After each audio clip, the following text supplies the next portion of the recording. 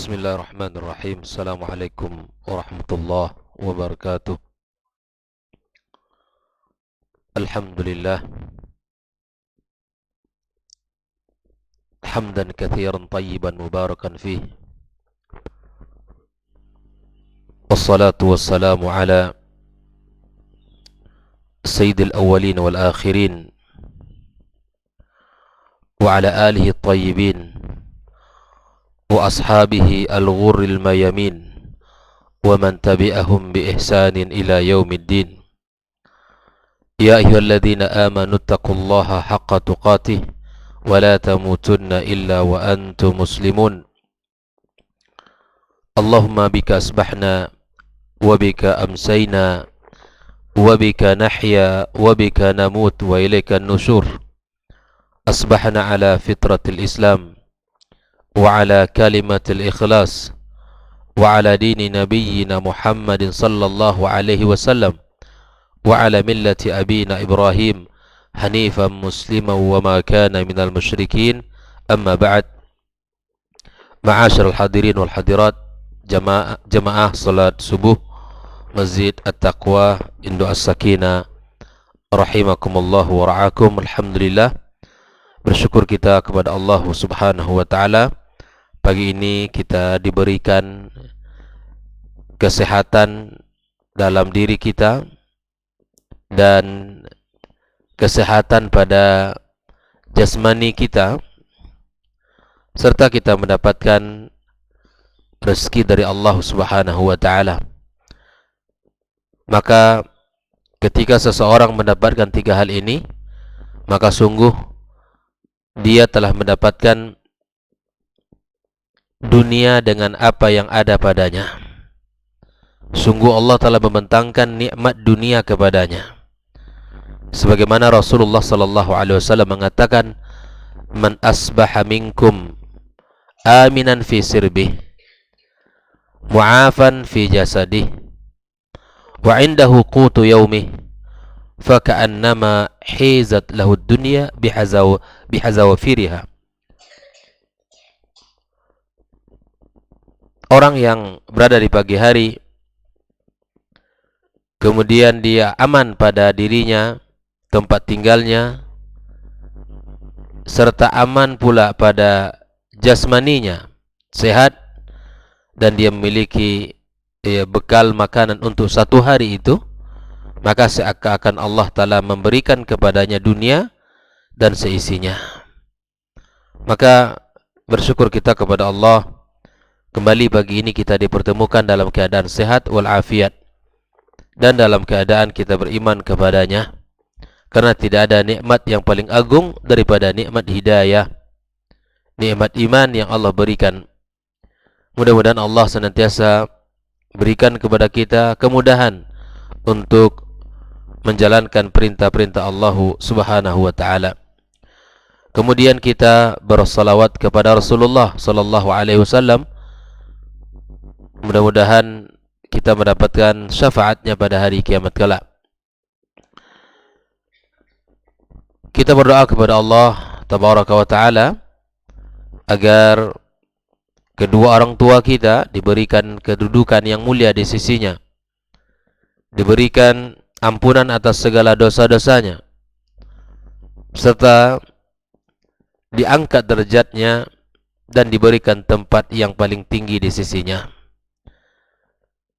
Kepada para masyayikh, para guru kita yang telah membimbing dan mengajarkan kita, kita doakan pula agar Allah berikan keberkahan kepada diri dan keluarga mereka, dan kemudian Allah ampunkan dosa-dosa yang telah mereka lakukan.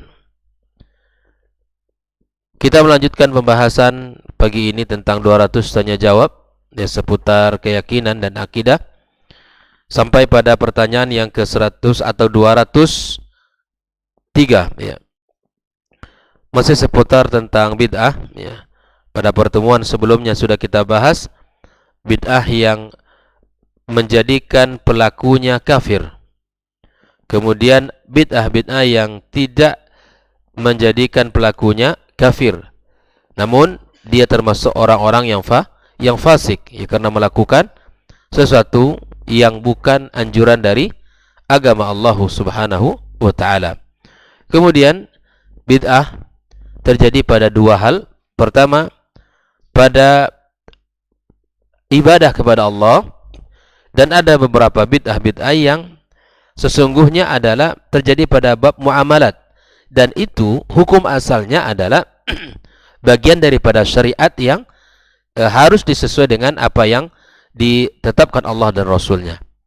Nah, kita lihat pula apa saja yang menjadi bagian daripada bid'ah dalam ibadah. Terbagi kepada dua bagian. Yang pertama adalah di antara bid'ah dalam urusan ibadah, melakukan ibadah kepada Allah Subhanahu wa taala, melakukan ibadah kepada Allah Subhanahu wa taala yang mana Allah tidak memerintahkannya sama sekali. Allah tidak memerintahkannya sama sekali.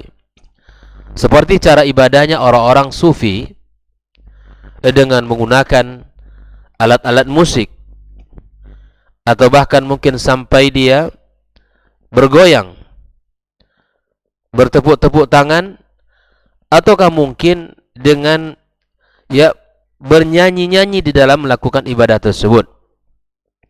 Kan ada orang hari ini ibadahnya dia berzikir, bahkan mungkin melakukan amalan tertentu sampai dia terbang, atau sampai dia tidak sadar diri, kerasukan, atau sampai dia melakukan gerakan-gerakan di luar kesadarannya. Nah, hal-hal seperti ini, ma'asyiral hadirin wal hadirat, tentu ini bukanlah ibadah yang disuruh Allah Subhanahu wa taala. Bahkan bertahun-tahun duduk di sebuah pondok pesantren yang pada akhirnya dia tahu memiliki ilmu-ilmu yang semua ilmu itu adalah bertentangan dengan syariat Allah Subhanahu wa taala. Sebagaimana Allah gambarkan, wa ma kana salatuhum 'indal baiti illa muka'aw wa tasdiyah. Salat mereka ini yang mereka lakukan tidak lain dan tidak bukan kecuali siulan dan tepuk-tepuk tangan. Nah, ini sebagian bentuk ibadah dilakukan oleh umat ini. Nah, kita harus berhati-hati jangan sampai melakukan perkara ibadah yang mana itu bukan disyariatkan Allah.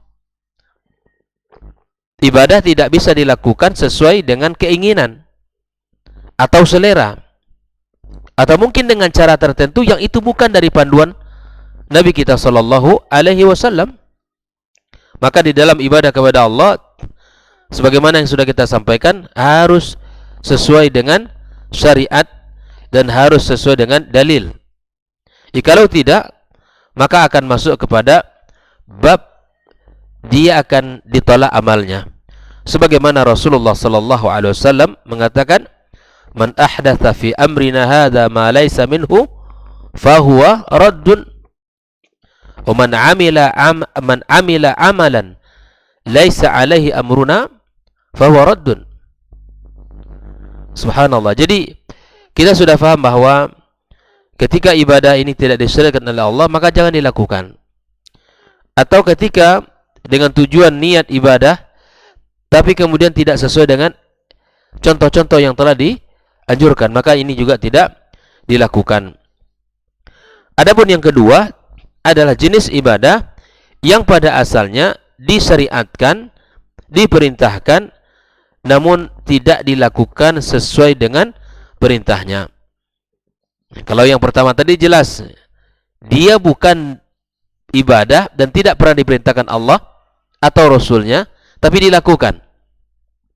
Yang kedua ini adalah dia ibadah yang pada hukum asalnya disyariatkan, dibolehkan, bahkan dianjurkan, namun kemudian ibadah ini tidak sesuai pada tempatnya. Seperti misalnya seseorang membuka kepala di dalam ibadah kepada Allah, tidak boleh pakai peci atau tidak boleh pakai sesuatu yang menutupi kepala kita. Seperti ketika seseorang dalam keadaan berihram, baik itu ihram umrah maupun haji. Ya, tidak dibenarkan untuk menutup kepalanya. Memakai peci atau topi atau meletakkan kain di atas kepala tidak dibenarkan. Ya. Apabila itu dilakukan, maka ibadahnya tidak benar, atau ibadahnya ya tidak sesuai dengan perintah Rasulullah SAW. Nah, ada orang yang melakukan misalnya di dalam berpuasa Ramadan, maka dia membuka kepalanya, tidak pakai peci, tidak pakai sesuatu, dengan sebuah keyakinan itu adalah ibadah. Puasanya benar apa tidak? Benar.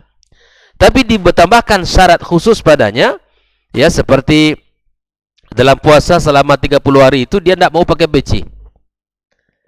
Ya, tidak mau pakai peci. Misalnya seperti itu, maka ini tidak dibenarkan. Begitu juga di dalam salat. Setiap kali salat tidak ada pecinya misalnya. Kalau dengan sebuah keyakinan, misalnya di dalam salat ini tidak boleh pakai peci, ini tidak boleh itu. Padahal sesungguhnya ya pakai peci atau tidak pakai peci kita sah salat kita. Namun ketika dia mengatakan bahwa ibadah salat seperti ibadahnya ketika seorang dalam keadaan ihram haji atau umrah, ya, dalam keadaan ihram tidak boleh kita pakai peci. Kalau keyakinan seperti ini yang tidak benar. Disebutkan di sini ya, biniyati ta'abbud kana bid'ah muharrama.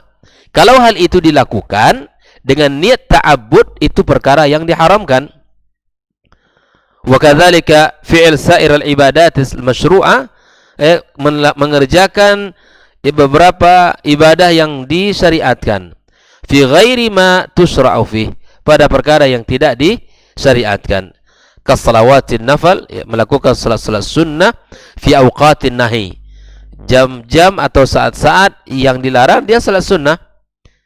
Qasiyam yaumus syak, ya, puasa pada hari yang ada keraguan di situ, di akhir-akhir bulan Syawal misalnya, di akhir-akhir bulan Sya'ban, ya, wasiyamul idain, ya, hari raya Idul Fitri dan hari raya Idul Adha, atau di hari-hari tasyrik misalnya, itu hari di mana kita tidak boleh puasa tapi dia berpuasa. Nah, tentu ini melanggar dari aturan Allah Subhanahu wa taala, yang hukum asalnya puasa dianjurkan namun dikerjakan bukan pada perkara hari yang dibolehkan, itu tidak diterima ibadah kita.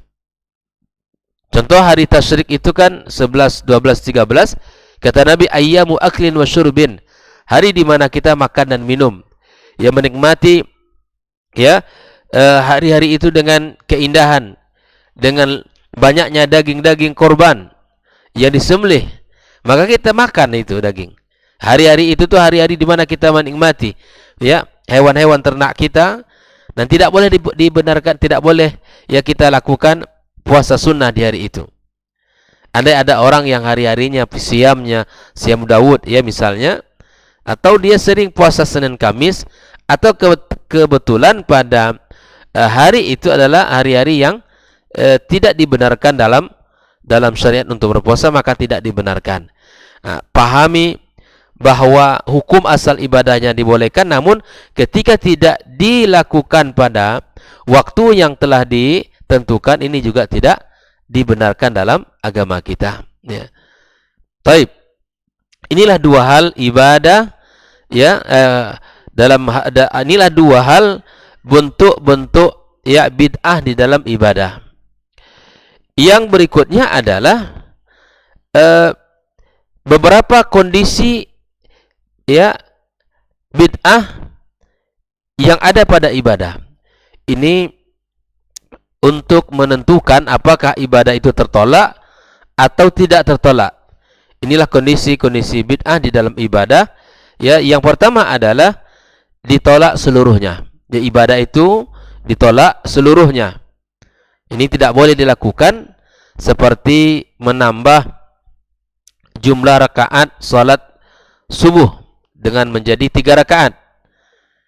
Ibadahnya tidak diterima ini. Bid'ahnya apalagi? Ibadah salatnya enggak diterima. Paham ya?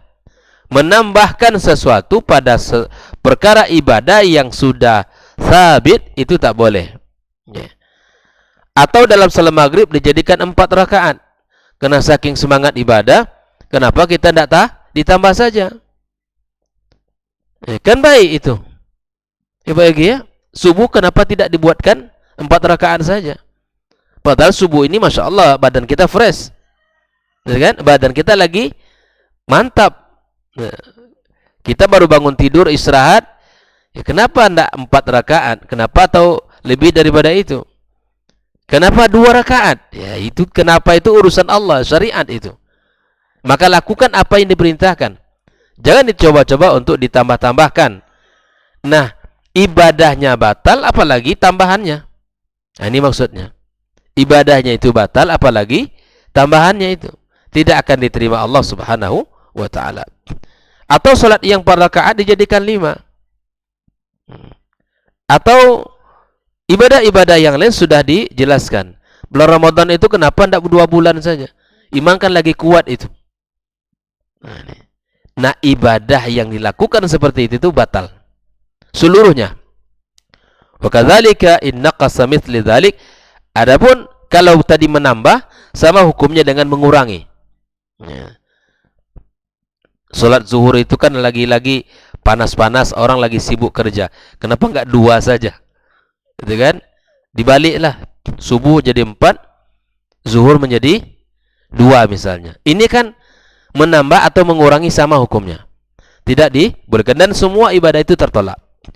Adapun jenis kondisi yang kedua, perkara bid'ah yang terjadi dalam ibadah, bid'ahnya yang tertolak dan ibadahnya atau ibadah yang dilakukan itu adalah tidak batal. Nah, seperti yang disebutkan contoh di sini ya, seperti menambah dalam wudhu itu kan yang disunahkan 3 ya, salah ghuslat ya, 3 kali suci, 3 kali basuh ya, kita 3 kali. Sebagaimana sabda Rasulullah SAW, ya fa inna nabiyya lam yaqul bi butlani bal qal faman zada ala hadha faqad asaa wa ta'adda wa zalam. Jadi yang melebihkan, dia tidak batal ibadah, wudunya tidak batal, tapi yang melebihi dari jumlah itu maka kata Rasulullah faqad asaa, dia telah melakukan kesalahan. Nah, jadi subhanallah, sampai bab seperti itu kita harus paham, kita harus mengikuti. Kalau disunahkan 3 ya 3 ghasalat, 3 kali cuci ya, 3 kali basuh. Kalau lebih Nabi tak mengatakan batal, tapi faqad asaa wa ta'adda wa zalam. Nah, inilah 2 kondisi ya bid'ah dalam urusan ibadah itu, dia tertolak secara keseluruhannya. Yang kedua adalah perkara yang melebihi itu tertolak, perkaranya tidak bagus, namun hukum asal ibadahnya itu dibolehkan. Nah, ini kondisi ya, kondisi bid'ah yang terjadi pada ibadah di dalam agama kita. Ma'asyiral hadirin wal hadirat rahimakumullah. Adapun pertanyaan yang ke-205 adalah terkait dengan bid'ah dalam muamalah. Wah, ini pertanyaannya, kok ada bid'ah dalam muamalah? Ya, bukankah bid'ah itu dalam ibadah? Nah, kita lihat apa yang dimaksud oleh muallif kitab ini, yaitu mensyaratkan sesuatu yang tidak disyaratkan Allah dan Rasul. Nah, seperti syaratnya ahalla haraman, menghalalkan yang haram atau mengharamkan yang halal. Nah, dalam kisah yang disebutkan misalnya kashtiratil wala li ghairil mu'tiq, ya, al-wala bagi yang tidak memerdekakan. Seperti mana kisah Barirah ya, yang mensyaratkan ahluha al-wala ya.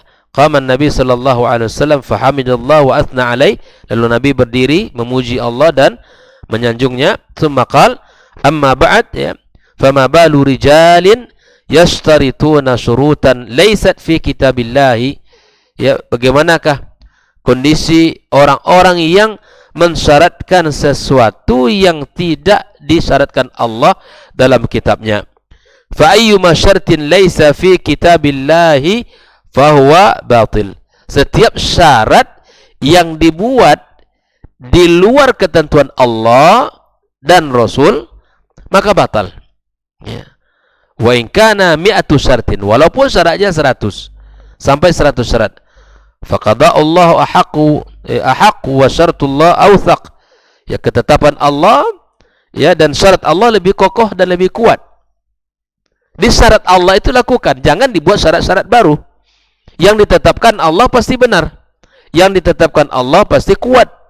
Maka jangan memandai-mandai di dalam membuat syarat-syarat di dalam jual beli ataupun dalam perkara muamalah apa saja. Ya. Kemudian ya ma balu rijalin minkum yaqulu ahaduhum a'tik ya fulan walil wala innamal wala liman a'taq. Ini seperti mana ungkapan seseorang bahwa bebaskanlah si fulan dan bagi saya walaknya, sesungguhnya wala itu bagi orang yang membebaskan. Jadi setiap syarat yang dibuat menghalalkan yang haram atau sebaliknya, atau mensyaratkan sesuatu yang bukan dari Allah dan Rasul, maka ini termasuk perkara bid'ah dan itu dilarang. Walaupun dalam bab muamalah, dalam jual beli ataupun transaksi apapun namanya. Kalau kita mensyaratkan sesuatu yang tidak dihalalkan dalam syariat, maka itu ditinggalkan. Jadi kaum muslimin, kaum muslimat rahimakumullah, betapa perkara bid'ah ini tercelanya dalam agama kita. Dengan niat tadi tujuannya baik, dengan niat mulianya untuk ibadah, dengan niatnya bersungguh-sungguh, tapi kemudian niat baik ternyata tidak mencukup di dalam ibadah, tetapi niat baik itu harus diikuti dengan ittiba'un Nabi sallallahu alaihi wasallam. Saya rasa orang-orang semuanya mengatakan kami kan ingin ibadah, kan? Kami ingin ibadah. Kami bukan ingin sesuatu yang lain. Kami ingin mendekatkan diri kepada Allah kok. Kami ingin melaksanakan ibadah lebih banyak lagi dari yang sebelumnya. Kita katakan niat Anda ini sungguh mulia. Tapi perlu Anda ketahui bahwa ibadah tidak sesuai dengan selera. Tidak cukup dengan niat saja. Tapi ibadah itu harus dibangun dengan keikhlasan kepada Allah serta ittiba' an-Nabi sallallahu alaihi wasallam, atau yang sering disebut dengan al-mutaba'ah wal muwafaqah. Jadi tidak cukup keinginan saja. Tidak cukup dengan niat mulia saja, tapi ibadah harus sejalan seiring dengan keikhlasan dan ittiba'un Nabi sallallahu alaihi wasallam. Makanya ada sebagian ungkapan para ulama, wajar kalau para pelaku bid'ah itu sulit untuk diajak bertaubat, sulit untuk diajak berbenah dan kembali kepada hukum asal. Kenapa demikian? Karena dia merasa dalam ibadah. Itu masalahnya. Ada orang yang mau dilarang ibadah? Tidak ada. Orang beriman pasti ingin ibadah. Tapi ibadah yang dilakukan lagi-lagi tidak sesuai dengan syariat. Makanya perasaan orang yang para pelaku bid'ah itu dalam ibadah.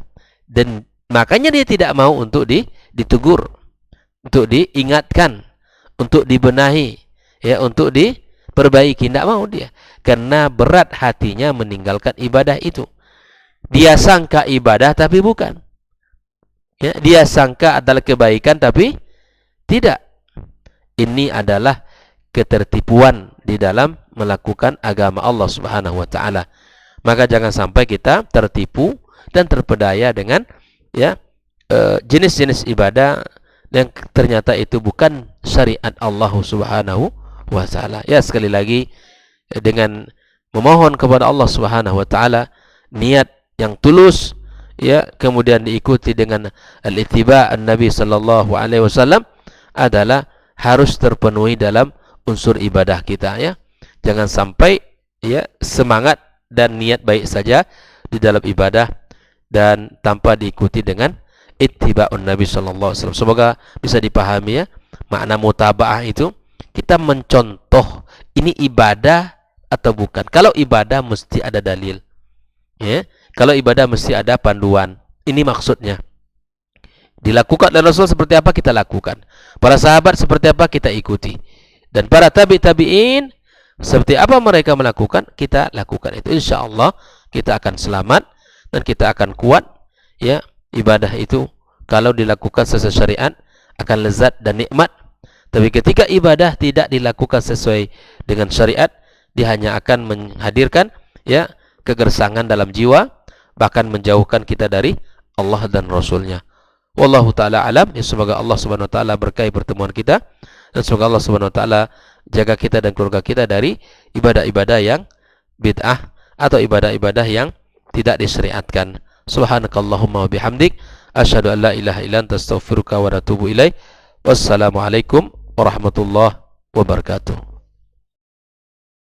Majtama'a qaumun fi baitin min buyutillah yatluna kitaballah wa yatadarasunahu fima bainahum illa nazalat alaihimus sakinah wa ghasyiyatuhumur rahmah wa haffat bihimul malaikah wa dzakarahumullahu fiman indah. Tidaklah suatu kaum duduk di salah satu rumah Allah membaca ayat-ayat Allah dan sama-sama mempelajarinya, kecuali turun kepada mereka as-sakinah, ketentraman dan kenyamanan. Wa ghasyiyatuhumur rahmah, dan mereka diliputi pula oleh rahmat, kasih sayang dari Allah Subhanahu wa taala. Wa haffat bihimul malaikah, dan mereka pun dikelilingi oleh para malaikat, karena malaikat suka majlis-majlis zikir dan ilmu. Wa dzakarahumullahu fiman indah, dan Allah akan banggakan sebut-sebut mereka di kalangan malaikat-malaikat yang ada di sisinya, di masyarakat atas. Mudah-mudahan kita termasuk yang sering disebut-sebut di sisi Allah, di kalangan para malaikat. Dan di akhir majelis ini mudah-mudahan kita pula mendapatkan seperti yang tersebut dalam hadis qudsi, qumu maghfuran lakum, silahkan berangkat meninggalkan majelis ini dalam keadaan diampuni dosa-dosa kalian.